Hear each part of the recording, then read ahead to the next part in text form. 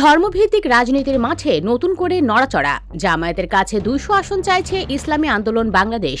8 দলীয় প্ল্যাটফর্মে আলোচনার তাপ বাড়ছে, আর 2 দলের শক্তি সমীকরণ নিয়েই এখন বড় হিসাব।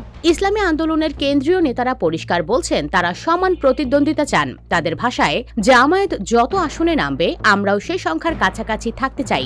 দলের দাবি 300 আসনেই প্রস্তুত আছে, কিন্তু অন্তত 200 আসনে নিজেদের অবস্থানকে মজবুত মনে করে তারা। তবে শেষ পর্যন্ত সবই নির্ভর করছে সমঝোতার ওপর। অন্যদিকে জামায়াত পিছিয়ে নেই।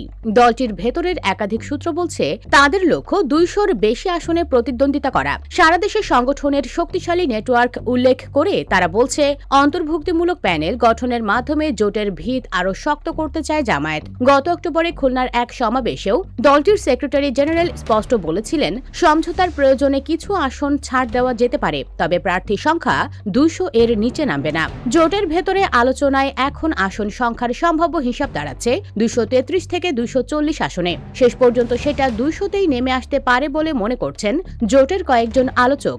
ইসলামী আন্দোলনও জানাচ্ছে তাদের 150 আসনে ভালো সম্ভাবনা রয়েছে, তবে চূড়ান্ত সিদ্ধান্ত পুরোপুরি নির্ভর করছে জোটের আলোচনার ফলাফলের ওপর।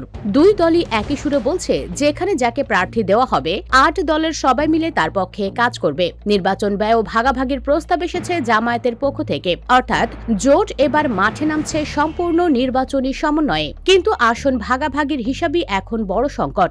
এখন সবাই চেয়ে আছে ডিসেম্বরের শুরুর দিকে কবে জোট চূড়ান্ত তালিকা প্রকাশ করে আর কোন দল কত আসন পায়, সেটাই নির্ধারণ করবে নির্বাচনী মাঠে কার অবস্থান কতটা শক্ত।